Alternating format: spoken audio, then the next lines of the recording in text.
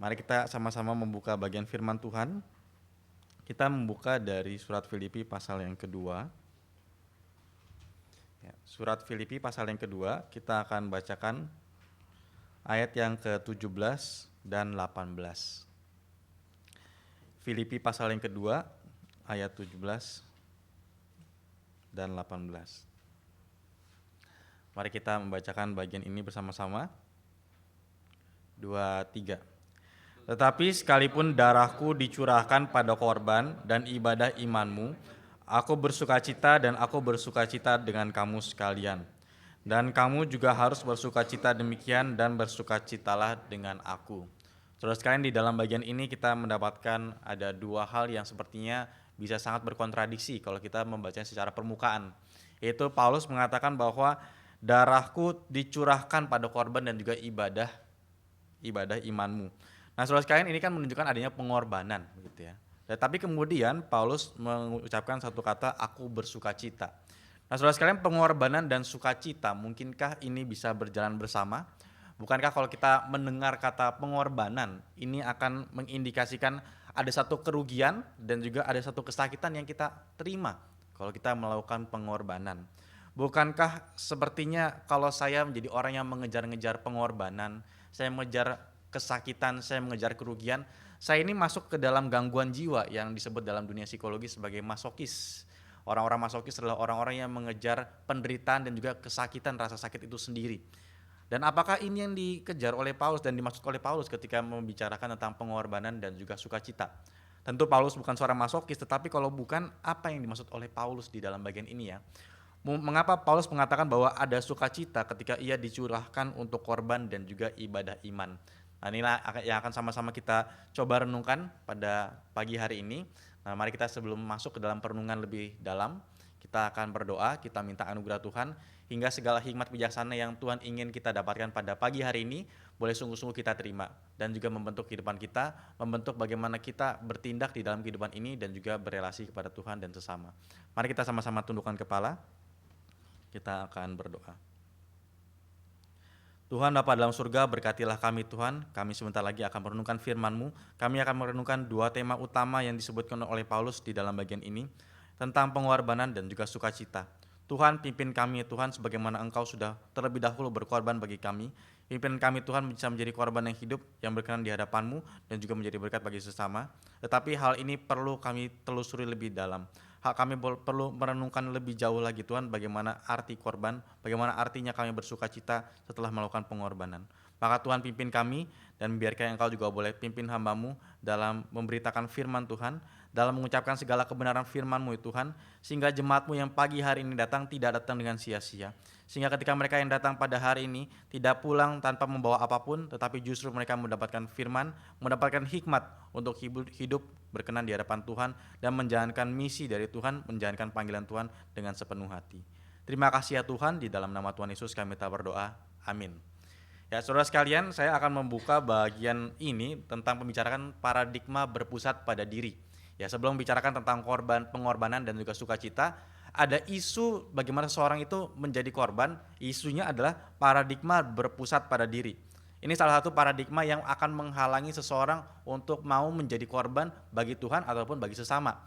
Seseorang yang memiliki paradigma berpikir, saya adalah yang paling penting, saya yang harus diperhatikan, saya harus menjaga diri saya harus membuat segala satu kehidupan ini berfungsi untuk kenyamanan saya, tidak mungkin memiliki paradigma berpikir dia berkorban. Atau kalau misalkan dia berkorban, pengorbanannya pun mungkin adalah satu sistem transaksi agar dia mendapatkan hasil yang lebih banyak lagi. Maka ini bukan paradigma berkorban yang benar, dan tentu tidak akan ada muncul sukacita sejati dari cara berpikir seperti ini. Tetapi itulah tipuan dunia yang dunia tawarkan. Nah, saudara sekalian, Martin Luther mempopulerkan suatu istilah, yaitu homo incurvatus in se. Itu adalah bahasa Latin yang sebetulnya berasal dari tradisi Agustinus. Apa itu homo incurvatus in se? Itu secara sederhana saudara sekalian, manusia yang bengkok kepada dirinya sendiri. Ya, kalau misalkan saudara mungkin mencari di dalam Google atau yang lain-lain, mungkin saudara akan langsung menemukan gambar ada seseorang yang sedang berdiri, tetapi ketika dia berdiri, dia membungkuknya bukan cuma sekedar 90 derajat, tapi hampir 180 derajat menekuk sampai ke dalam dirinya sendiri. Nah, apa yang mau dimaksud dari gambaran itu? Tentang seorang yang menekuk sampai kepada dirinya sendiri. Inilah ada gambaran tentang orang yang berpusat pada diri. Dan kenapa ada orang-orang yang memiliki kecenderungan untuk bengkok pada dirinya sendiri, saudara sekalian? Karena ini adalah akibat dari dosa. Salah satu efek akibat dari dosa adalah manusia yang berpusat pada diri. Manusia yang menjadi egois, manusia yang hanya mementingkan tentang kepentingan dirinya sendiri. Dan ini tentu kita dapati banyak sekali di dalam kisah-kisah di dalam Alkitab. Bukankah orang-orang yang hanya mementingkan kepentingan dirinya sendiri dan akhirnya menelantarkan orang-orang lain, misalkan di dalam bangsa Israel, mereka seringkali ditegur, "Hei Israel, engkau seringkali meninggalkan orang anak-anak yatim dan juga janda-janda. Bukankah seharusnya mereka diperhatikan? Tetapi mengapa justru ada raja, ada imam, ada pedagang yang membuat satu sistem sehingga mereka teropresi, mereka tidak lagi diperhatikan, dan ada pedagang-pedagang yang tidak jujur, memiliki timbangan yang tidak seimbang ketika sedang berdagang. Kenapa itu dilakukan? Oh, pedagang yang membuat timbangan yang tidak seimbang, dia menjual barangnya tidak sesuai dengan harga yang seharusnya untuk mendapatkan keuntungan. Dan dia melakukan hal itu dengan paradigma, yang penting kan saya untung. Oh, caranya salah, mau orang lain dirugikan nggak apa-apa. Yang penting saya aman, saya rugi. Saya tidak rugi. Yang penting saya mendapatkan keuntungan. Kalau orang lain rugi itu tidak masalah. Ini adalah paradigma berpikir orang yang bengkok pada dirinya sendiri. Homo incurvatus in se, saudara sekalian. Nah, ini adalah keadaan dari manusia berdosa dan kita semua bisa sangat mungkin memiliki kecenderungan ini. Bengkok pada diri kita sendiri. Nah, bagaimana kita tidak lagi bengkok, saudara sekalian? Nah, ini nanti kita akan sama-sama bahas bagaimana kita tidak lagi menjadi bengkok pada diri kita sendiri. Kalau kita hanya bengkok pada diri kita sendiri, maka kita tidak mungkin mengarahkan hati kita kepada Tuhan dan juga kepada sesama. Nah, saudara sekalian, problematika tentang bengkok pada diri sendiri, berpusat pada diri, ini juga berdampak kepada ibadah yang dilakukan oleh manusia. Nah, saudara sekalian, kita tahu bahwa manusia ini ketika menjalankan kehidupannya di dalam sejarah, itu mereka melakukan suatu ritual ibadah yang berlainan dengan apa yang Tuhan inginkan. Sebelum ada kekristenan, sebelum ada bangsa Israel atau bangsa Israel sendiri, ketika mereka hidup, mereka melihat bangsa sekitarnya banyak yang melakukan ritual-ritual kepada Tuhan. Mereka membentuk ibadah-ibadah sendiri. Kita tahu bahwa di berbagai macam kebudayaan, bukan cuma sekedar ada agama Kristen, bukan cuma sekedar ada agama Yahudi, tetapi banyak agama-agama yang lain, saudara sekalian. Nah, agama-agama yang lain ini asal muasalnya dari mana ya? Dari mana asal muasal pendiri-pendiri agama tersebut? Nah, secara sederhana, saudara sekalian, agama-agama yang ada di dunia paling banyak muncul adalah berdasarkan pengamatan manusia terhadap alam dan kekuasaan alam. Kemudian mereka mulai mentafsirkan ada kekuasaan di balik alam. Salah satu contohnya adalah paham dinamisme atau animisme. Apa itu animisme, saudara sekalian? Animisme adalah satu sistem kepercayaan roh kepada arwah nenek moyang atau kepada makhluk halus yang seperti seakan-akan mendiami suatu benda-benda. Wah, kalau pohon itu jangan sembarangan ditebang. Misalkan ada suatu developer perumahan yang mau membangun di satu tempat. Ada pohon besar, anggaplah ada pohon beringin.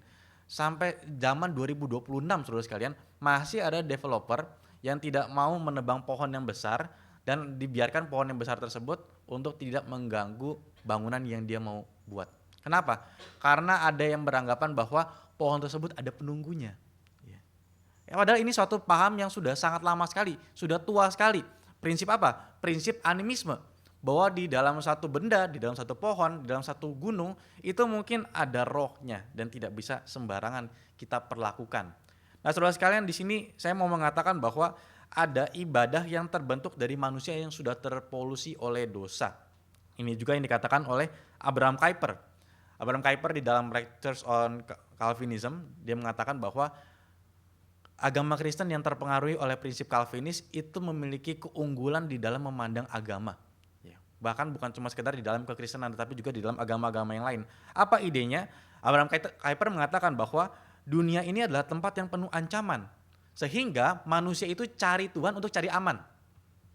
Ini sederhana itu, saudara-saudara sekalian ya, bahwa dunia ini adalah tempat yang penuh ancaman. Orang ketika hidup kemudian bisa tiba-tiba ada gunung yang meletus. Wah, kalau ada gunung yang meletus ini saya nggak bisa berbuat apa-apa. Mau saya buat bendungan sebesar mungkin, mau saya melarikan ke tempat yang lain, kalau terjadi gunung meletus, kecepatan lari saya nggak mungkin bisa mengalahkan lava yang turun tersebut. Atau yang lainnya, kalau terjadi banjir, waktu beberapa bulan lalu kan kita mendapati bangsa kita memiliki bencana banjir. Bencana banjirnya karena apa saudara sekalian? Karena curah hujan yang terlalu sangat tinggi yang terjadi di Sumatera Utara. Siapa yang bisa prediksi, siapa yang bisa tahu, siapa yang bisa kontrol turunnya hujan bisa sebesar itu? Gak ada yang bisa kontrol. Maka manusia juga sadar, saya berada di dalam dunia yang memiliki ancaman besar. Begitu juga ketika terjadi gempa bumi. Apa yang bisa saya lakukan kalau terjadi gempa bumi? Apakah uang saya bisa menyelamatkan saya? Apakah bangunan atau bunker paling hebat sekalipun bisa mengatasi gempa bumi? Kalau gempa buminya 7 skala Richter mungkin masih bisa ditangani. Tetapi kalau misalnya lebih besar dari itu, siapa yang tahu bagaimana menanganinya? Maka manusia sadar, oh untuk saya bertahan hidup di dalam dunia ini, saya membutuhkan kekuatan yang lebih besar. Dan saya harus memberikan sogokan atau saya harus memberikan suatu persembahan kepada dia agar hidup saya aman. Nah maka dari hal ini saudara sekalian, Abraham Kuyper mengatakan bahwa ada agama-agama yang dibuat oleh manusia dengan niat hati dan juga motivasi yang sebetulnya egois. Maksudnya egois apa? Mencari kepentingan diri. Dalam hal ini apa yang saya katakan adalah berbicara mencari kepentingan keamanan. Untuk saya menghadapi dunia yang penuh dengan ancaman ini, untuk saya menghadapi dunia yang penuh dengan kebahayaan, maka saya harus menyembah kepada sosok yang lebih tinggi, suatu kuasa supranatural.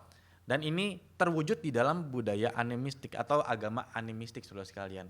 Jadi orang-orang yang menyembah kepada pohon, orang-orang yang memberikan sesajen saudara sekalian kepada gunung, itu karena menganggap dunia ini tidak aman. Saya perlu cari keamanan. Caranya bagaimana? Ada kuasa yang lebih tinggi dan saya harus berikan persembahan agar yang punya kuasa tinggi tersebut, anggapnya pada dewa tersebut, tidak marah kepada saya. Atau kalau dia marah, saya terlindungi karena saya sudah kasih persembahan. Nah ini prinsip animisme saudara sekalian ya. Tetapi kan kita tahu dan juga Abraham Kuyper mengatakan bahwa setelah animisme, perkembangan sejarah agama tidak hanya animisme. Tetapi juga ada agama-agama yang memiliki Tuhan yang seperti personal. Ya, Tuhan dewa-dewa sendiri begitu ya. Misalkan ada Zeus saudara sekalian di dalam dewa-dewa Yunani Romawi. Lalu kemudian ada Thor, Odin di dalam kebudayaan Nordik. Dan juga ada dewa-dewa Mesir. Misalkan Osiris, Ra, dan lain-lainnya saudara sekalian.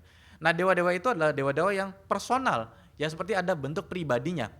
Tetapi walaupun bentuknya bukan lagi ada dewa yang menghinggapi pohon atau menghinggapi benda-benda tertentu, seperti misalkan kalau di Jawa itu keris saudara sekalian, atau gunung, ini berpindah.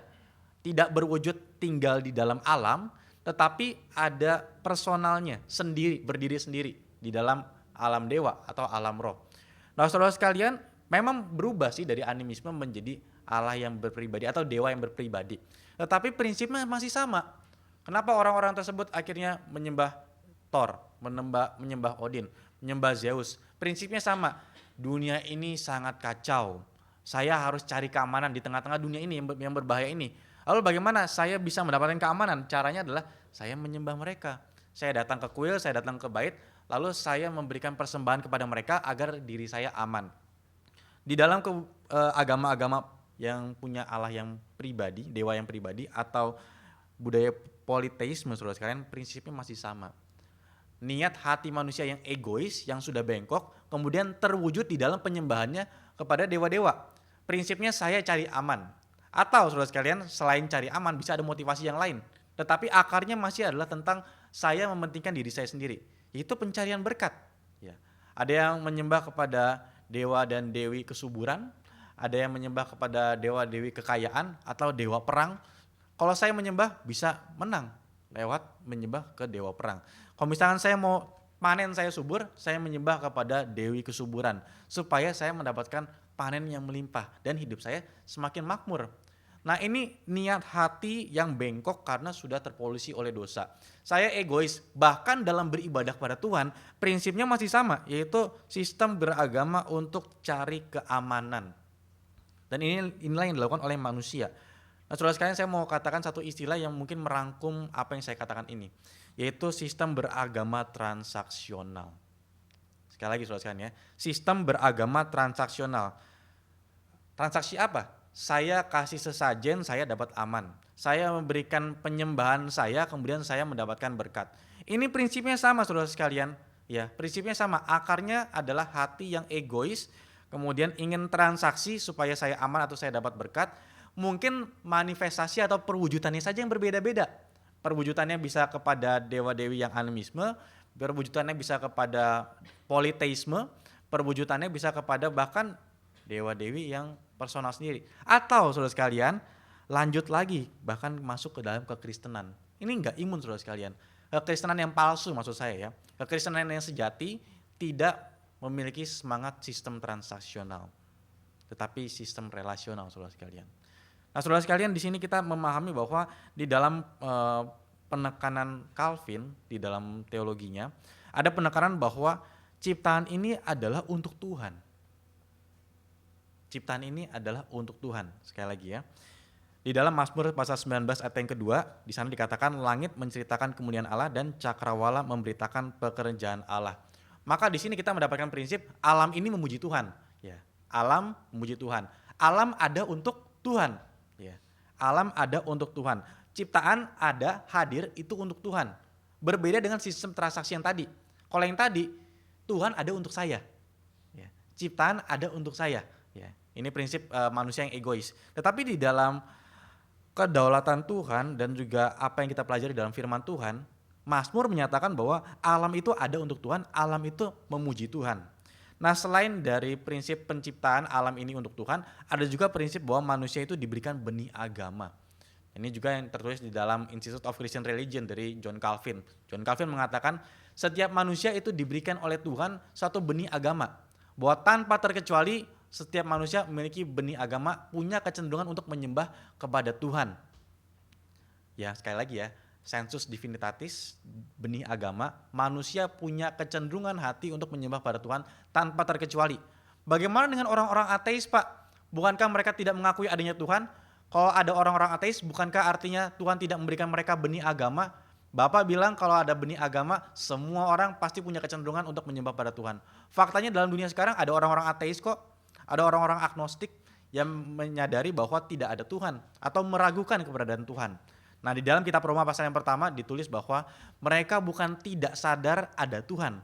Mereka sadar di dalam hatinya yang terdalam Tuhan itu ada, tetapi mereka menekan kebenaran tersebut. Jadi sekali lagi, baik orang ateis maupun orang-orang yang lainnya, semua masing-masing punya benih agama untuk menyembah kepada Tuhan. Nah, pertanyaannya, kenapa ya Tuhan memberikan benih agama kepada manusia? Kenapa Tuhan memberikan suatu kecenderungan hati untuk manusia mau menyembah kepada Tuhan? Sekali lagi, prinsipnya sebetulnya masih sama. Ciptaan ada untuk Tuhan. Dan manusia kan juga termasuk di dalam ciptaan. Kenapa manusia ada benih agama? Karena manusia juga itu hadir ada untuk Tuhan. Tetapi karena dosa, karena manusia yang cenderung hatinya kepada dirinya sendiri, prinsipnya berubah. Bukan saya untuk Tuhan, bukan ciptaan untuk Tuhan, tetapi Tuhan untuk saya. Bahkan dalam berelasi dengan Tuhan, pakai sistem transaksi, saudara sekalian, pakai sistem transaksional.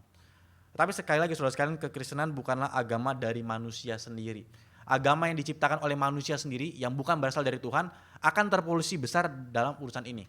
Saudara silakan cek kepada agama-agama yang lain.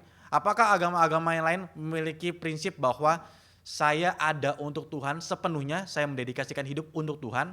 Atau di balik agama-agama yang ada, sistemnya adalah sistem transaksional. Saya cari aman, saya cari berkat, saya cari surga, supaya hidup saya aman, nyaman, dan tentram, maka saya cari Tuhan. Saya mengabdikan diri bagi Tuhan, saya melayani Tuhan, saya pergi ke gereja, agar saya mendapatkan keamanan hidup. Sistemnya transaksional, saudara sekalian, dan ini bukan dari Tuhan. Yang dari Tuhan itu seperti apa, saudara sekalian? Yang dari Tuhan itu adalah Tuhan yang terlebih dahulu untuk manusia pertama kalinya, tetapi setelah itu manusia untuk Tuhan. Saudara sekalian, di sini kekristenan yang sejati tidak memiliki semangat mencari Tuhan untuk kepentingan diri sendiri. Bagi kita, saudara sekalian, orang-orang yang percaya, konsep Tuhan ada bagi kita itu memang ada dalam Alkitab. Ya, sekali lagi ya, Yesus inkarnasi turun ke dalam dunia itu untuk siapa? Untuk kita kan saudara sekalian ya. Tetapi saudara sekalian, setelah itu motif utama mencari Tuhan bukan lagi untuk kepentingan diri, tapi motivasi kita untuk mencari Tuhan adalah karena Tuhan yang terlebih dahulu datang untuk saya. Tetapi motif agama yang lainnya, saudara sekalian, yang lain-lainnya, saya mencari Tuhan untuk kepentingannya saya. Tetapi kita sadari juga bahwa kekristenan yang kita alami pun ada yang palsu. ada yang terdistorsi, dan juga termasuk terpengaruh dengan sistem transaksional. Jadi saya sebut ada kekristenan dengan sistem transaksional, saudara sekalian. Kekristenan semacam apa? Kekristenan yang ketika orang jemaat datang beribadah itu mengharapkan timbal balik. Ya. Timbal balik, saudara sekalian. Timbal balik mungkin bukan timbal balik mendapatkan hikmat bagaimana hidup untuk Tuhan. Timbal baliknya bukan bagaimana dia akhirnya menjadi orang yang sungguh-sungguh berkenan di hadapan Tuhan. Tapi timbal baliknya adalah kalau saya datang ke gereja, saya dapatkan berkat. Saya dapatkan uang lebih banyak. Saya dapatkan keamanan hidup, saya mendapatkan status sosial. Ya. Maka saudara sekalian, orang-orang Kristen itu bisa saudara sekalian datang ke gereja, itu pelayanan, dia aktif di dalam gereja, datang ke gereja saudara sekalian, tetapi kembali untuk mencari kepentingan diri saja. Ya. Masih dalam prinsip yang sama, sistem transaksional. Maka saudara sekalian, gereja yang mengajarkan bahwa kalau kamu beri sekian, kamu akan mendapatkan berkali-kali lipat, itu adalah perwujudan nyata dari kekristenan sistem transaksional yang sebetulnya cara pandangnya tidak ada bedanya dengan agama yang lain. Maka saudara sekalian, itu sangat bertentangan dengan prinsip Alkitab. Ya. Kekristenan itu kan bukan investasi saudara sekalian, tetapi ada yang mengajarkan seperti itu. Kalau kamu kasih sekian, nanti kamu akan mendapatkan berpuluh-puluh kali lipat. Oh, daripada masukin ke saham, mendingan masukin ke sini. Ya. Returnnya lebih gede saudara sekalian. Tapi kan bukan ini saudara sekalian, sama sekali bukan ini. Ya. Perwujudannya apalagi saudara sekalian? Perwujudannya adalah gereja-gereja yang beribadah dibuat untuk hanya kesenangan manusia. Ada ibadah-ibadah yang jamnya diperpendek, kenapa? Ya. Karena yang penting itu kan saya, ya. Yang penting kan saya, kesenangan saya. Kayaknya ibadah kepanjangan deh. Lebih baik dipersingkat saja. Sepertinya suasana ibadahnya, suasana penyembahannya tidak cocok dengan selera pribadi saya. Lebih baik saya ubah. Atau kalau sekarang belum bisa saya ubah, nanti tunggu saya jadi pengurus, tunggu saya yang jadi penatua, baru saya ubah. Nah saudara sekalian, ini kembali di dalam prinsip saya bengkok kepada diri saya sendiri, paradigma saya berpusat kepada diri saya sendiri. Dan ini masuk ke dalam ranah kehidupan kita. Bagaimana dengan kehidupan kita saudara sekalian? Apakah kehidupan kita masih banyak dipengaruhi dengan paradigma berpusat pada diri, bengkok pada diri kita sendiri? Kalau iya saudara sekalian, apa pengharapannya ya? Mungkinkah kita bisa berubah dari yang bengkok menjadi lurus lagi? Dan setelah lurus itu ada arahnya, ke depan. Ya. Arahnya ke depan, ke atas dan juga ke sekitar. Saudara sekalian. Tapi bagaimana itu bisa terjadi? Nah saudara sekalian, di dalam bagian ini, di dalam Filipi pasal yang kedua, di dalam ayat yang ke-17 di sini kita mendapati tetapi sekalipun darahku dicurahkan pada korban dan ibadah imanmu. Inilah satu pernyataan yang Paulus katakan, dan di sini kita akan sedikit membedah dan juga mendalami apa yang Paulus maksudkan.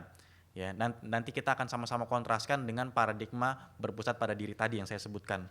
Nah, saudara sekalian, di sini Paulus menyebutkan bahwa ada mentalitas pengorbanan total yang dilakukan oleh Paulus. Seperti apa mentalitas pengorbanan total yang dilakukan oleh Paulus? Di sini saudara sekalian, makna dicurahkan perlu kita soroti. Apa ya maksudnya saya mencurahkan diriku pada korban dan juga ibadah imanmu? Maksud Paulus apa ya? Apakah dia mencurahkan darahnya sendiri kepada korban yang dilakukan oleh jemaat di Filipi? Tentu bukan seperti itu. Kondisi Paulus pada saat ini sedang apa saudara sekalian? Dia sedang berada di dalam penjara. Dia sedang menderita. Maka ada beberapa tafsiran, saya kira ada 2 tafsiran saudara sekalian. Yang pertama, darah dicurahkan itu berarti penderitaan yang dialami oleh Paulus dan juga dialami oleh jemaat Filipi. Ini tafsiran yang saya ambil dari Gordon Fee saudara sekalian. Gordon Fee mengatakan bahwa Paulus ini sepertinya mengalami penderitaan, dia sedang dipenjara juga karena penganiayaan oleh para pemerintah pada saat itu, pemerintah Romawi yang tidak setuju dengan apa yang dilakukan oleh Paulus. Dan juga saudara sekalian, penderitaan juga dialami oleh jemaat Filipi. Ya, kembali lagi masuk juga di dalam pemerintahan Romawi. Nah, saudara sekalian, masing-masing ini mengalami penderitaan dan ada yang dikatakan darahku yang dicurahkan. Dan ini darah yang dicurahkan merujuk kepada penderitaan Paulus ketika dia sedang ada di dalam penjara. Kenapa Paulus ada di dalam penjara? Paulus ada di dalam penjara karena dia memberitakan Injil. Karena dia menyatakan bahwa Kristus itu bangkit, dia sudah mati dan dia bangkit dan dia adalah Tuhan dan Raja yang harus disembah. Tapi ada orang-orang yang tidak setuju dan akhirnya memasukkan dia ke dalam penjara. Nah saudara sekalian, tetapi ada tafsiran yang kedua bahwa darahku dicurahkan ini berkaitan dengan kematian Paulus. Nah ini memang perdebatan saudara sekalian ya. Kalau John Calvin sendiri melihat bahwa bagian ini sangat terkait dengan nanti akan ada kematian dari Paulus. Tetapi ada teolog-teolog dan juga penafsir modern yang menganggap bahwa Agak sulit menafsirkan bagian ini merujuk kepada kematian Paulus, terutama di Filipi. Karena ketika dia sedang di penjara, ketika dia menuliskan surat di Filipi ini, dia punya pengharapan besar bahwa dia akan bebas, ya. Dia akan dibebaskan. Jadi agak sulit saudara sekalian. Tapi terlepas itu saudara sekalian, terlepas bahwa makna dicurahkan ini adalah penderitaan Paulus di penjara, ataupun nanti tentang kematiannya dia dalam menjadi rasul, sama makna utama ya saudara sekalian, bahwa ada tujuan berkorban yang dilakukan oleh Paulus. Ya. Ada tujuan yang dilakukan oleh Paulus, yaitu apa? Tujuan Paulus berkorban adalah untuk iman dari jemaatnya sendiri. Ya. Sekali lagi saudara sekalian, tujuan berkorban dari Paulus adalah iman jemaat Filipi sendiri. Terlepas apapun perspektif dan juga pemahaman penafsiran yang kita akan terima. Baik itu dia mati ataupun dia memang sedang menderita, ada pengorbanan yang dilakukan oleh Paulus untuk iman jemaat Filipi ini menjadi sempurna. Nah saudara sekalian, saya perlu membagikan apa yang dikatakan oleh John Calvin dalam pembahasan ini ya, supaya kita semakin mengerti apa metafora dan juga gambaran yang sedang dibagikan oleh Paulus. Saudara sekalian, di sini tentang ketika Paulus mengatakan darahku dicurahkan pada korban dan juga ibadah imanmu, ini kalimat yang tidak mudah untuk kita tafsirkan, ini kalimat yang tidak mudah untuk kita pahami. Maksudnya apa sih darahku dicurahkan kepada korban? Nah ternyata saudara sekalian, bagian ini sedang berbicara tentang pengorbanan di dalam agama kuno atau tradisi kuno yang juga dilakukan oleh bangsa Israel. Seperti apa saudara sekalian? Ada empat elemen. Yang satu, ketika ada pengorbanan, ada korban bakaran. Yang pertama adalah ada korbannya. Ya, saudara kemudian di bait suci, saudara kan kita mendapatkan gambaran ada korban bakaran untuk Tuhan. Ya, namanya pengorbanan ya harus ada korbannya saudara sekalian. Nah, ada korbannya ini adalah persembahan. Kemudian ada imamnya. Ada korban, kemudian ada imamnya, dan juga ada alat penyembelihnya. Ini satu gambaran yang indah sekali yang dilakukan oleh John Calvin ya. Ada korban, ada imam, ada alat penyembelihnya. Kemudian ada pelengkap persembahan, yaitu namanya libatio. Libatio itu adalah yang dicurahkan ke atas korban ketika itu akan dipersembahkan. Entah itu minyak atau itu anggur, ada yang dicurahkan. Ya. Nah saudara sekalian, John Calvin mengatakan bahwa ketika ada upacara, ada korban, ada imam, ada alat penyembelihnya, kemudian ada pelengkap persembahan yaitu yang dicurahkan di atas, ada cairan yang dicurahkan dari atas. Ini adalah gambaran yang sedang dilakukan oleh Paulus. Persembahannya apa saudara? Persembahan korbannya itu apa? Tentu bukan lagi domba seperti dalam perjanjian lama di bait suci, bukan kambing domba, tetapi iman dari jemaat Filipi. Iman jemaat Filipi adalah korban untuk Tuhan. Nah ini memang teologinya Paulus, saudara sekalian. Kalau misalnya kita ingat di dalam kitab Roma pasal yang ke-12, persembahkanlah tubuhmu sebagai persembahan yang hidup. Ya. Jadi adalah tindakan hidup kita itu adalah ibadah yang sejati di hadapan Tuhan dan juga korban bagi Tuhan. Nah di dalam hal ini yang Paulus sedang katakan adalah, hei jemaat Filipi, imanmu itu adalah korban bagi Tuhan yang Tuhan berkenan korbannya. Nah imamnya siapa yang membawa korban tersebut bagi Tuhan? Imamnya adalah Paulus sendiri. Nah kemudian alat penyembelihnya itu apa saudara sekalian? Pisaunya itu apa? Pisaunya itu adalah Injil. Ya, Calvin menyebut Injil sebagai pedang spiritual yang mematikan kedagingan manusia agar mereka bisa dikuduskan bagi Allah. Wah indah ya, bisa metaforanya bisa dielaborasi seperti ini oleh Calvin saudara sekalian. Nah kemudian ada pelengkap persembahan. Inilah bagian yang menjadi pusat di dalam ayat yang ke-17. Yaitu cairan yang dicurahkan. Cairan yang dicurahkan ini apa saudara sekalian? Nah tadi entah itu nyawanya Paulus atau penderitaannya Paulus, itu adalah setelah korban diletakkan, imam sudah sembelih, kemudian imam akan menuangkan anggur atau minyak di atasnya sebagai pelengkap. Ya. Dan Paulus melihat nyawanya atau penderitaannya itu sebagai pelengkap persembahan, bagaimana persembahan tersebut nanti akan diberikan bagi Tuhan dan Tuhan disenangkan. Jadi di dalam suatu bentuk persembahan kepada Tuhan, elemennya ada banyak. Ada korbannya, ada alat penyembelihnya, ada imamnya, dan juga ada cairan pelengkapnya. Dalam bagian ini korbannya adalah iman dari jemaat Filipi, alat sembelihnya adalah Injil, imamnya adalah Paulus, dan juga pelengkap persembahannya adalah penderitaan, pengorbanan, dan juga nyawa Paulus sendiri. Nah maka saudara sekalian, di sini kita mendapatkan gambaran pengorbanan yang dilakukan oleh Paulus, ya.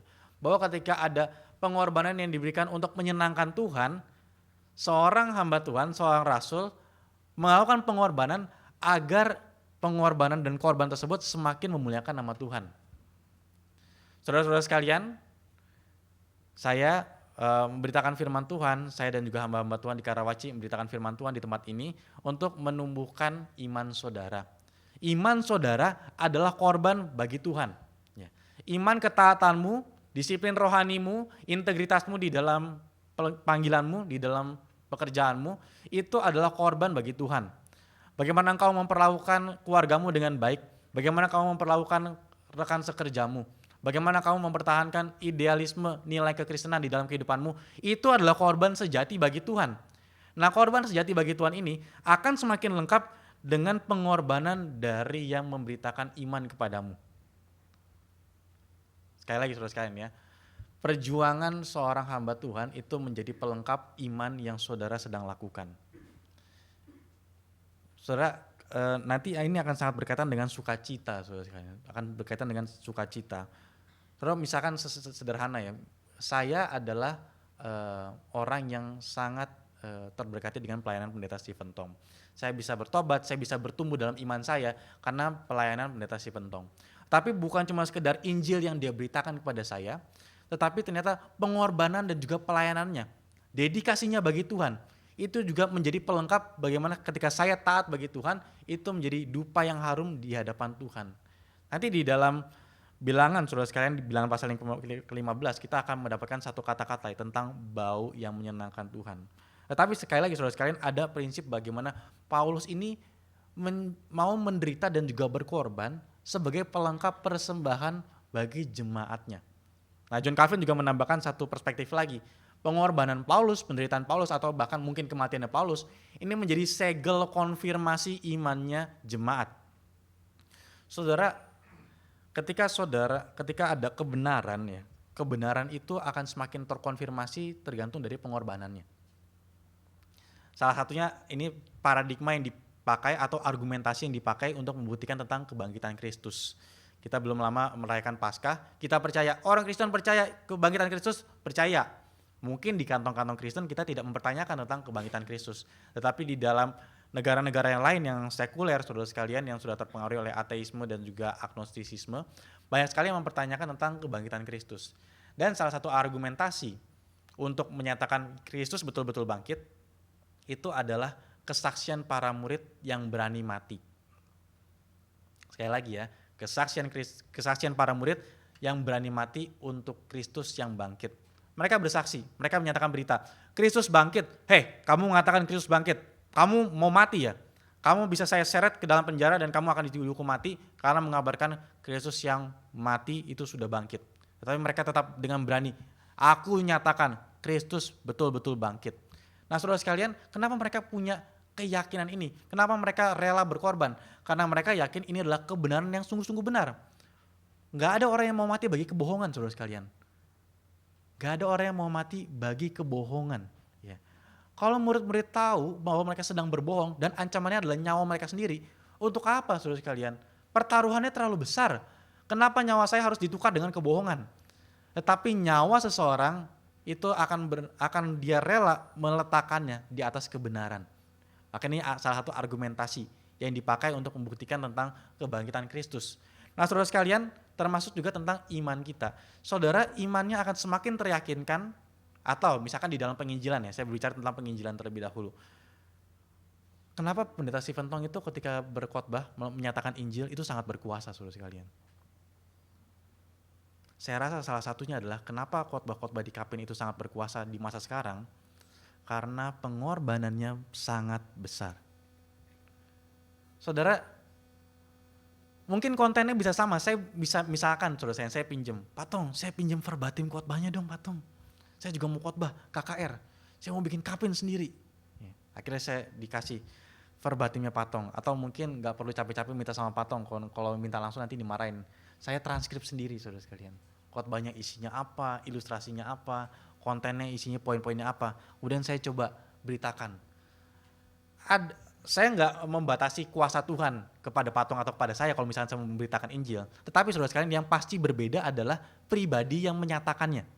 Bahwa ketika Pak Tong berdiri di atas mimbar, dari wajahnya, dari gestur tubuhnya, dari kelelahan yang nampak di dalam segala kehidupannya, itu langsung jadi kesaksian sebelum dia bicara, saudara sekalian.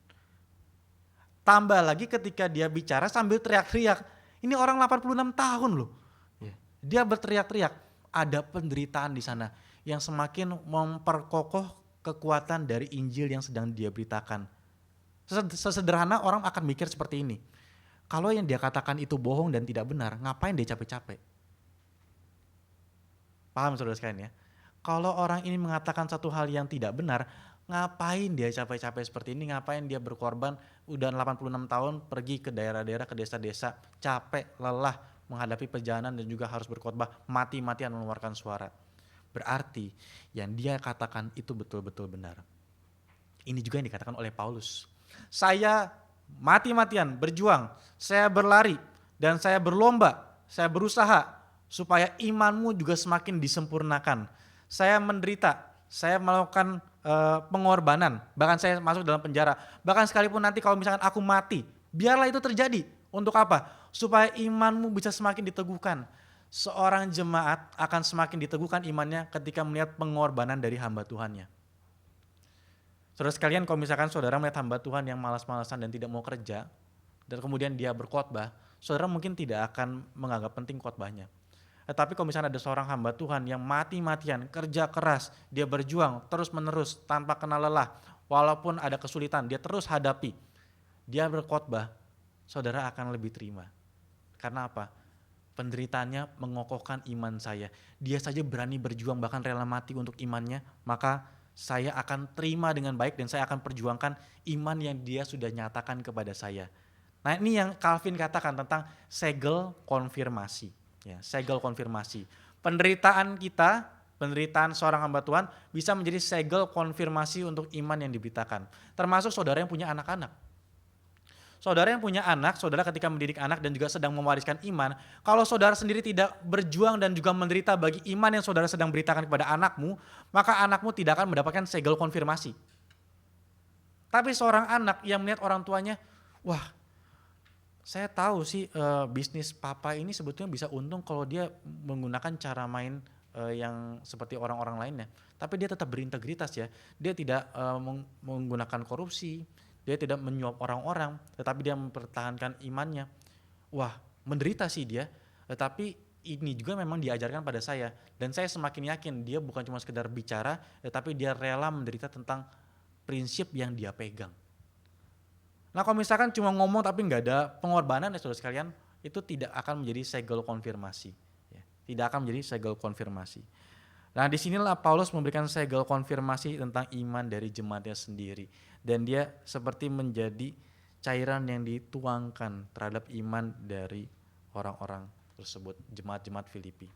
Nah, saudara sekalian, kita mungkin akan coba selidiki hati kita saudara sekalian ya. Paulus begitu mau berkorban bagi jemaat, bagi iman orang-orang yang dia layani. Apakah kita punya kecenderungan hati yang sama ya? Maukah saya berkorban? Maukah saya berkorban bagi orang-orang di sekitar saya? Maukah saya berkorban bagi kemajuan Injil? Maukah saya berkorban di dalam profesi saya, mempertahankan apa yang adil, apa yang diisi dengan belas kasihan? Maukah? Kalau saya tidak mau, kenapa ya? Ada beberapa alasan saudara sekalian. Ada beberapa alasan kenapa kita enggan untuk berkorban, kenapa kita sulit untuk berkorban. Yang pertama mungkin karena kita masih memiliki sistem ibadah atau kecenderungan hati yang salah. Ya tadi saudara sekalian tentang sistem transaksional. Kalau paradigma kita berpikir dalam kehidupan sehari-hari adalah tentang sistem transaksional, ya sudah, tidak akan ada ruang untuk kita mau berkorban bagi orang lain. Karena hitung-hitungan kan. Ya. Saudara kalau misalkan saudara ketemu sama orang yang segala sesuatu hitung-hitungan, saudara kan gak nyaman berrelasi sama orang tersebut. Ya. Seperti apa sih orang yang punya mental hitung-hitungan? Kalau ketemu sama orang, mulai pikir, saya kalau ketemu sama dia nanti untung apa ya? Kalau saya ajak dia pergi, jangan-jangan saya yang diminta traktir. Lebih baik saya pergi sama orang yang akan traktir saya. Jadi prinsipnya hitung-hitungan. Aduh, saya mesti kenalan sama dia. Saya bisa dapat relasi apa yang bagus sama dia. Ini prinsipnya hitung-hitungan saudara sekalian. Tidak akan ada relasi yang baik kalau orang pakai sistem transaksional. Orang-orang yang oportunis saudara sekalian. Bahkan kalau dalam berelasi pun akhirnya mencoba mendapatkan sesuatu dari orang lain. Para karyawan yang mencoba jilat atasan, segala sesuatu dilakukan untuk menyenangkan hati atasannya, menyatakan untuk memberikan kesenangan bagi bosnya. Di waktu saya kuliah dulu ada dosen saya mengatakan, menceritakan saudara sekalian, ketika dulu di zamannya Soeharto, dia punya beberapa bawahan. Lalu saya lupa nama-nama menterinya saudara sekalian ya. Menteri yang pertama dipanggil. Ketika dipanggil, entah menteri atau calon menteri gitu ya, mungkin calon menteri. Dipanggil, Bapak A, silakan masuk. Iya Pak Soeharto, Bapak mau tanya apa Pak? 1+1 sama dengan berapa? 1+1 sama dengan 2 Pak. Oh 2, ya bagus, ya silakan keluar. Masuk lagi Bapak yang kedua, Bapak B, ya silakan Pak masuk. Ya Pak, siap. Apakah Bapak ada pertanyaan untuk saya? Ya, saya ada pertanyaan. 1+1 sama dengan berapa? 1+1 sama dengan 2. Oke, bagus. Ya, silakan, kamu boleh keluar. Masuk kemudian Bapak yang ketiga. Pak, selamat siang Pak Soeharto. Ya, selamat siang. Bapak ada pertanyaan bagi saya? Iya, saya ada pertanyaan. 1+1 sama dengan berapa? Jawabannya, Bapak maunya berapa? Wah, ini baru orang yang cocok untuk jadi menteri saya. Tapi ini saya nggak tahu nih cerita ini benar atau tidak saudara sekalian ya. Entah ini karikatur atau tidak. Tetapi prinsipnya adalah ada orang-orang yang memiliki semangat yes man. Bapak maunya apa? Tetapi di balik orang yang punya pemahaman seperti ini ya, keinginan hanya untuk menyenangkan hati atasan misalkan, mungkin di balik itu ada sistem transaksional tadi. Relasinya nggak tulus. Saya hanya menyenangkan dia, kenapa? Kalau saya senangkan dia, hidup saya lebih sukses, saya lebih makmur, ya. Deal saya lebih berhasil. Ya. Prinsipnya masih sama, saudara sekalian, sistem transaksional. Ya. Ini mungkin yang pertama, saudara sekalian, kenapa kita sulit untuk berkorban. Yang kedua, kenapa kita sulit berkorban? Mungkin karena kita punya perspektif konotasi negatif terhadap kata korban. Soalnya di dalam kata berkorban sama pengorbanan, itu kan ada kata korban kan ya. Ada kata korban. Nah kata korban ini kan konotasinya negatif ya. Tapi kalau misalkan di dalam bahasa Inggris memang terbagi 2. Di dalam bahasa Inggris kata korban itu terbagi 2. Satu itu victim, satu itu sacrifice. Dan ini konotasinya sangat berbeda. Tapi kalau diterjemahkan dalam bahasa Indonesia masih sama, korban. Tapi korbannya yang mana nih? Victim atau sacrifice? Nah saudara sekalian, kalau victim kan saya mental korban yang sangat dirugikan gitu ya. Misalkan ya victim kan juga seringkali dipakai di dalam bahasa pengadilan, bahasa hukum. Bahwa misalkan ada seorang yang dibunuh dengan menggunakan pisau, dan dia adalah seorang korban pembunuhan, ya victimnya saudara sekalian. Tapi kalau misalkan kita berbicara tentang sacrifice, ini kan berbicara tentang persembahan ya. Korban yang didedikasikan untuk sesuatu. Ya. Nah saudara sekalian, kenapa kita nggak mau saudara sekalian jadi korban? Karena mungkin itu kita punya anggapan victim. Masa sih saya jadi victim? Masa saya bukan jadi sacrifice? Atau bahkan dalam kacamata sacrifice sekalipun kita nggak mau saudara sekalian. Karena apa? Karena korban itu punya konotasi pihak yang rugi. Kenapa harus saya yang rugi? Kalau orang lain yang rugi lebih bagus dong. Daripada saya yang rugi, mendingan saya untung orang lain yang rugi. Masa saya yang rugi orang lain yang untung? Tetapi saudara sekalian, di dalam prinsip berkorban, prinsipnya adalah saya rugi orang lain yang untung. Seorang ibu yang berkorban membesarkan anaknya, itu kan ibunya dapat untung apa saudara sekalian? Seorang ibu mengandung, lalu mengandung selama 9 bulan, membawa anaknya. Unsur untungnya di mana saudara sekalian? Apakah dia dibayar satu bulan ketika hamil? Kan enggak ya. Tapi kok dia rela ya, dia mau ya? Karena ada cinta saudara sekalian, karena ada cinta. Dia bisa dengan rela hati. Menanggung pengorbanannya. Bahkan sekalipun anaknya nanti sudah lahir, bertumbuh dewasa, dia membangkang, dia akhirnya memberontak pada orang tuanya, tetapi ibunya tetap mengasihani dia dan juga tetap mengasihi dia. Kenapa? Karena pengorbanan ibu itu seperti sepanjang masa katanya. Pengorbanan ibu tidak ada habisnya. Karena ada cinta, karena ada cinta. Nah maka Sekali lagi, akarnya ada tentang sistem transaksional, ada tentang paradigma berpusat pada diri. Ini transformasinya bagaimana, saudara sekalian? Bagaimana hati yang bengkok, hati yang berpikir tentang sistem transaksional, ini bisa putus, sehingga bisa jadi korban sejati bagi Tuhan. Caranya, saudara sekalian, gak bisa dengan cara lain selain Tuhan sendiri yang terlebih dahulu membetulkan yang bengkok menjadi lurus. Caranya bagaimana seorang bisa berubah dari bengkok menjadi lurus? Caranya adalah ketika saya sudah diterima oleh Tuhan terlebih dahulu dengan cinta kasih-Nya, ketika Tuhan sudah berkorban terlebih dahulu, bahkan melampaui estimasi saya, melampaui antisipasi saya, melampaui ekspektasi saya. Saya pikir kalau saya mau mendapatkan perkenanan dari Tuhan, saya mau diterima oleh Tuhan, saya harus melakukan berbagai macam hal. Saya harus melakukan perbuatan-perbuatan yang baik, saya harus memberikan sedekah, saya harus rajin dalam beribadah, saya harus melakukan apapun untuk Tuhan, supaya Tuhan kasih timbal balik. Tetapi faktanya nggak bisa, saudara sekalian. Apapun yang kita lakukan dalam kehidupan kita, tidak akan cukup untuk menjadi persembahan yang akhirnya diterima oleh Tuhan.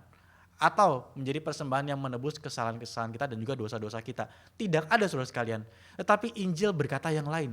Injil berkata, kamu tidak perlu melakukan sogokan kepadaku, kamu tidak perlu memberikan hal apapun kepadaku. Aku yang turun kepadamu dan menjadi korban bagimu, dan kamu bisa diterima di hadapanku. Inilah Injil, saudara sekalian. Bukan saya melakukan sesuatu, memberikan sesuatu kepada Tuhan, agar Tuhan berikan kepada saya. Tetapi sebelumnya, terlebih dahulu Tuhan yang memberikan dirinya bagi kita, sehingga kita bisa mendapatkan keamanan. Saudara, jiwa ini kan tidak stabil ya. Kenapa tidak stabil? Karena ingin mendapatkan keamanan hidup dan juga ingin mendapatkan berkat. Dan akhirnya terwujud di dalam sistem transaksional tadi. Ya. Lalu bagaimana jiwa ini bisa distabilkan? Oh, saya nggak perlu lakukan apapun untuk Tuhan, Tuhan sudah pasti berikan keamanan untuk saya. Saya nggak perlu lakukan apapun untuk Tuhan, Tuhan sudah berikan keamanan dan juga penerimaannya bagi saya. Ya. Saya merasa saya tidak mungkin diterima sama Tuhan, saya tidak mungkin akan masuk surga dan mendekat ke hadirat Tuhan, tetapi Tuhan yang terlebih dahulu masuk ke dalam kehidupan saya, membongkar hati saya, dan membuat saya mau menerima Dia. Dia yang berkorban terlebih dahulu, membuka akses untuk saya bisa diterima oleh Dia. Maka jiwaku aman, jiwaku tentram. Bagaimana dengan kehidupanku? Bagaimana dengan aku bisa mendapatkan makanan, aku bisa bekerja dan mendapatkan hasil? Apakah ada jaminannya? Oh, Tuhan yang baik yang sudah berkorban bagiku pasti juga pelihara saya. Maka ada kestabilan jiwa dan juga ada pemutus untuk cara berpikir sistem transaksional. Ada pemutus untuk saya terus memikirkan tentang diri saya sendiri. Diri saya sudah beres, mau cari keamanan. Tuhan sudah kasih keamanan, kurangnya apa? Dia bahkan sudah mati di atas kayu salib untuk saya. Kurang apa lagi saya dapatkan keamanan? Saya mau mencari pencukupan untuk kehidupan saya. Saya khawatir hidup saya bagaimana. Tuhan pasti pelihara saya. Saya tidak menyayangkan anaknya untuk memberkati saya. Apalagi untuk kehidupan saya sendiri. Saya pasti aman, saya pasti nyaman, dan saya pasti tentram. Jadi bagaimana kalau saya menjalankan kehidupan ini? Saya tidak lagi perlu menjalankan kehidupan dengan cara sistem transaksional kepada Tuhan. Saya tidak lagi perlu mencari Tuhan untuk sekedar keamanan diri saya. Karena sebelum saya meminta, sebelum saya mencari, Tuhan kasih terlebih dahulu kepada saya. Bukankah ini akan memberikan keamanan bagi jiwa kita, saudara sekalian? Maka hati kita yang tadinya bengkok bisa ditegakkan dan diluruskan, memiliki arah kepada Tuhan dengan benar untuk berelasi kepada Dia dan juga memuliakan Dia, dan juga untuk berelasi kepada sesama kita, saudara sekalian. Saudara sekalian, disinilah ada sukacita sejati. Sukacita sejati muncul dari mana? Bukan karena saya akhirnya bisa sukses transaksi sama Tuhan, tetapi karena Tuhan terlebih dahulu menstabilkan jiwa saya terbebas dari rasa aman, saya terbebas dari rasa ketakutan, dan juga saya bisa mendapatkan berkat Tuhan yang cukup untuk kehidupan saya. Setelah itu, kalau sudah beres, baru kita berbicara tentang tindakan-tindakan kita di dalam kebudayaan. Di dalam kebudayaan kita, di dalam kita berelasi dengan orang-orang di sekitar kita, ketika kita melakukan pekerjaan, kita bisa free dari ingin mendapatkan penerimaan. Kita bisa free di dalam kita hanya ingin mendapatkan uang. Kenapa? Jiwa saya sudah stabil kok. Sekarang saatnya bukan lagi saatnya saya untuk berpusat pada diri saya sendiri, tapi sekarang saatnya saya untuk berjuang untuk orang-orang lain dan juga untuk kemuliaan nama Tuhan. Di sini saudara sekalian ada transformasi dari mental victim mungkin ya, menjadi sacrifice. Dari mental korban menjadi orang yang mau berkorban. Tapi ini muncul dari mana? Muncul pertama-tama karena Tuhan yang terlebih dahulu menjadi korban bagi kita. Dan ini sejalan dengan apa yang ditulis di dalam surat Filipi. Sebelum Paulus menyatakan hal ini, saudara sekalian, sebelum Paulus mengatakan kerjakanlah keselamatanmu dengan takut dan gentar. Sebelum Paulus mengatakan bahwa, hei jemaat Filipi, jangan kamu berbantah-bantahan dan juga bersungut-sungut, jangan kamu berantem satu sama yang lain. Jangan. Hendaklah kamu bersinar terang di tengah-tengah zaman ini, di tengah-tengah angkatan yang bengkok. Sebelum Paulus mengatakan itu, saudara sekalian, Paulus mengatakan terlebih dahulu tentang Kristus yang mengosongkan diri turun ke dalam dunia, inkarnasi, mati di atas kayu salib, dan mengambil rupa seorang hamba ketika dia inkarnasi. Cerita Kristus terlebih dahulu. Dan kembali Paulus mengundang kita untuk menghidupi kehidupan seperti ini. Ya, kehidupan yang mau menjadi korban dan juga berkorban bagi orang lain. Saudara-saudara kalian, kita tidak mudah ya untuk menjadi korban, terutama di tengah-tengah dunia ini. Ada banyak orang-orang Kristen, terutama orang-orang di Reform yang akan berjuang karena mandat budaya itu kan di dalam teologi Reform, di dalam GRI sangat diberikan dengan besar porsinya, saudara sekalian. Tetapi yang seringkali menjadi pertanyaan adalah, Pak, ketika berbicara tentang mandat budaya, misalkan Bapak berbicara tentang transformasi di dalam pekerjaan. Saya seorang guru, Pak. Saya seorang guru di dalam sekolah negeri. Saya melihat bahwa di dalam sekolah ini terjadi korupsi, Pak. Misalkan dana bos tidak diberikan dengan baik, tidak dimanage dengan baik. Ini bagaimana pertanggungjawabannya? Dan kalau saya mau transformasi, bagaimana caranya? Saya nggak punya power. Saya nggak punya kekuasaan untuk mengubah sistem. Saya sih dapat idealismenya, Pak. Saya tahu prinsipnya seperti apa, saya mau jalankan. Tetapi sistemnya masih seperti ini. Bagaimana, Pak? Oh, saya tahu di kantor itu saya harus bekerja dengan jujur, dengan berintegritas, dan saya harus menekankan etika pekerjaan Reform dalam pekerjaan saya. Tetapi Pak, di pekerjaan saya, ya budaya suap menyuap, budaya menjilat atasan, itu yang ada. Dan kalau misalnya saya nggak ikut, rasanya saya nggak bisa hidup loh. Susah ya. Tapi saudara, kita bisa mendapatkan satu pengertian bahwa bahkan perjuangan saudara mempertahankan yang ideal itu, perjuangan saudara mempertahankan nilai hidup kekristenan itu adalah seperti curahan korban bagi Tuhan. Tuhan pun disenang. Sekalipun hasilnya belum berubah ya.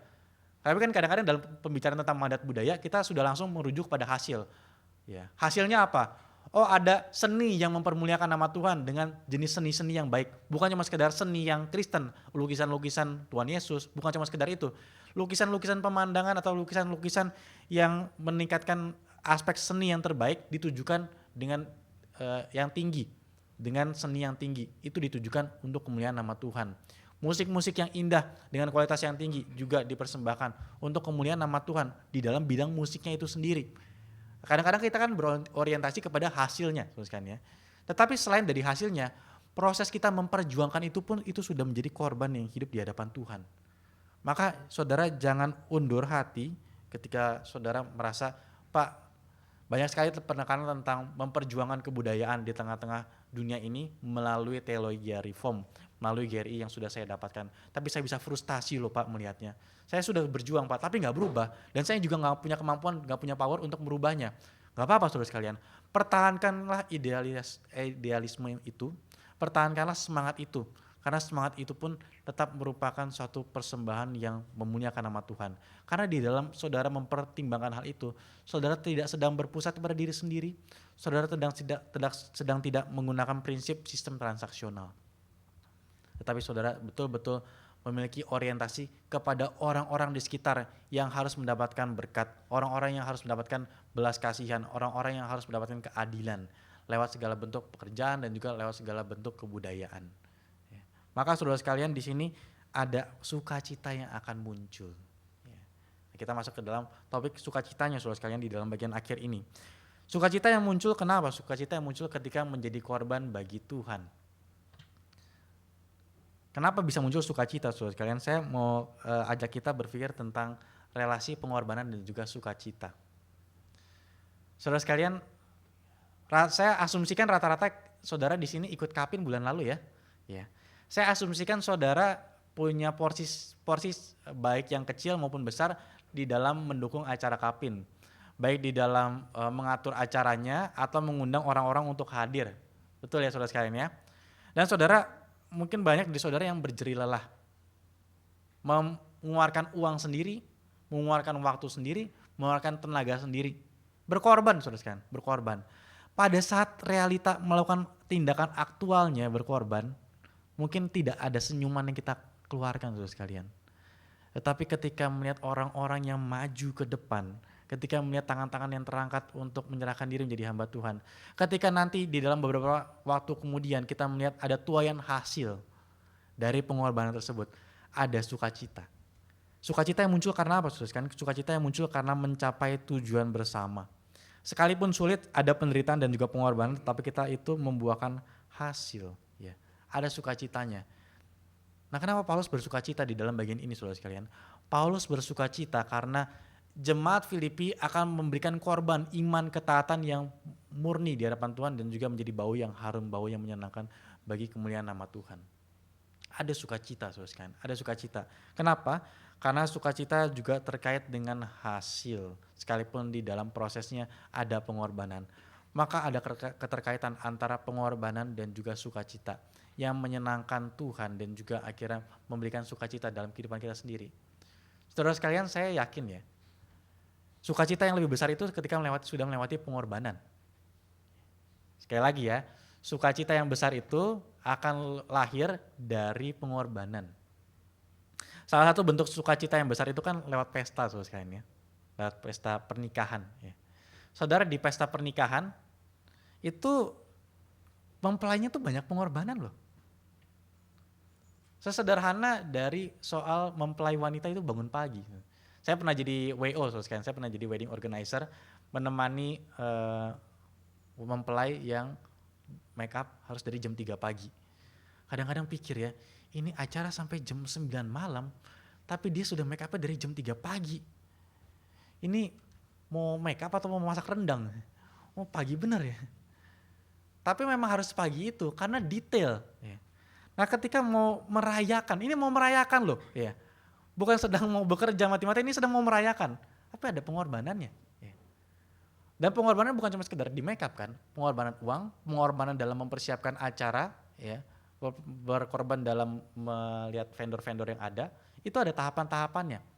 Tapi ketika segala pengorbanan itu sudah jadi, ya, sukacitanya besar dibandingkan yang tidak ada pengorbanannya. Ya. Lebih besar mana sukacitanya, saudara sekalian? Orang yang sudah berkorban mati-matian dan juga akhirnya mendapatkan hasil, atau orang yang tidak berkorban kemudian mendapatkan hasil?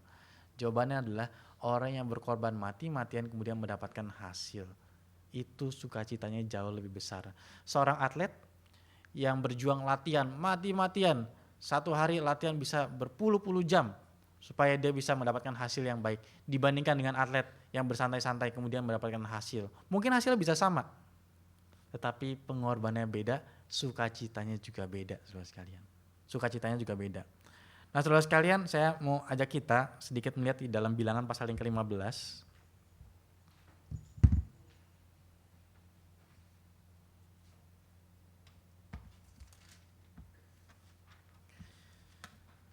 Bilangan pasal yang ke-15, ayat yang pertama sampai ayat yang keempat saya akan bacakan. Tuhan berfirman kepada Musa, berbicaralah kepada orang Israel dan katakanlah kepada mereka, apabila kamu masuk ke negeri yang akan kuberikan kepadamu menjadi tempat kediamanmu, dan kamu hendak mempersembahkan korban api-apian bagi Tuhan, dari lembu sapi atau kambing domba, baik korban bakaran atau korban sembelihan, baik untuk membayar suatu nazar khusus atau sebagai persembahan sukarela, atau pada waktu perayaan-perayaanmu, dan dengan demikian menyediakan bau yang menyenangkan bagi Tuhan, maka orang yang mempersembahkan persembahannya itu kepada Tuhan haruslah mempersembahkan sebagai korban sajian 1/10 eva tepung yang terbaik, diolah dengan 1/4 hin minyak. Saya lanjutkan sedikit dalam ayat yang kelima ya.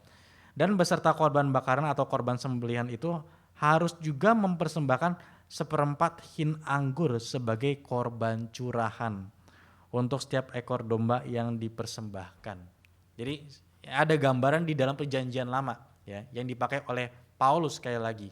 Ada korban bakaran, kemudian ada 1/4 hin anggur yang dicurahkan di atas menjadi pelengkap. Saudara, sudahkah kita menjadi pelengkap juga ya untuk iman saudara-saudara kita? Sudahkah saudara berjuang, berkorban untuk iman di sekitar saudara atau iman di tengah-tengah dunia ini? Ketika saudara sedang berjuang, maka saudara seperti juga sedang mencurahkan. Dan ketika saudara sedang mencurahkan tersebut, saudara akan terbebas dari sistem transaksional. Maka kita akan terbebas dari pengorbanan-pengorbanan yang tidak ada artinya. Saudara, kita bisa berkorban banyak di dalam kehidupan ini. Ada seseorang yang bisa berkorban sampai kurang tidur, meriset, belajar mati-matian untuk mendapatkan uang. Dan berhenti untuk mendapatkan uang. Ada orang yang bisa mendedikasikan hidupnya, waktunya, berkorban, meninggalkan anak istri, juga bahkan meninggalkan segala prinsip-prinsip hidup untuk mendapatkan jabatan dan juga kehormatan, saudara sekalian. Berhenti di jabatan dan juga kehormatan. Pengorbanan yang bisa dilakukan, saudara sekalian. Tetapi dedikasi kepada objek yang salah tidak akan membenarkan pengorbanannya. Ini prinsip juga yang dibagikan oleh Patong, saudara sekalian ya. Cinta yang besar ditujukan kepada objek yang salah tidak akan berarti apa-apa. Sama, pengorbanan yang besar ditujukan kepada objek yang salah tidak akan berarti apa-apa, justru membawa kepada kebahayaan dan juga kesia-siaan, saudara sekalian. Saudara bisa pilih, saudara sekalian, ketika saudara mau berkorban dan juga mendedikasikan hidup bagi satu objek tertentu, apakah itu membawa kepada makna yang sejati dan juga sukacita yang sejati, atau itu justru membawa kepada kehampaan dan juga kesia-siaan. Adakah orang-orang yang sungguh mendapatkan makna hidupnya sejati di dalam jabatannya, dalam pekerjaannya? Adakah seorang yang mendapatkan makna hidup sejati dari penerimaan orang lain? Adakah orang mendapatkan makna hidup sejati dari uang, saudara sekalian? Jawabannya tidak ada. Semua itu hanya akan mendatangkan kehampaan dan juga kesia-siaan. Maka mari kita datang kepada Tuhan untuk membebaskan kita dari sistem transaksional yang mungkin bercokol di dalam pikiran kita. Mari kita menjadi orang-orang yang berkorban sebagaimana Tuhan sendiri sudah berkorban untuk memampukan kita menjadi korban bagi orang lain. Dan mari kita berkorban untuk kemajuan kebudayaan di sekitar kita. Berjuang agar orang-orang di sekitar kita bisa menyadari bahwa ada kebudayaan Kristen yang berbeda dengan kebudayaan di sekitar kita yang harus diperjuangkan. Kiranya firman Tuhan ini bisa memberkati kita semua. Mari kita sama-sama tundukkan kepala, kita akan berdoa.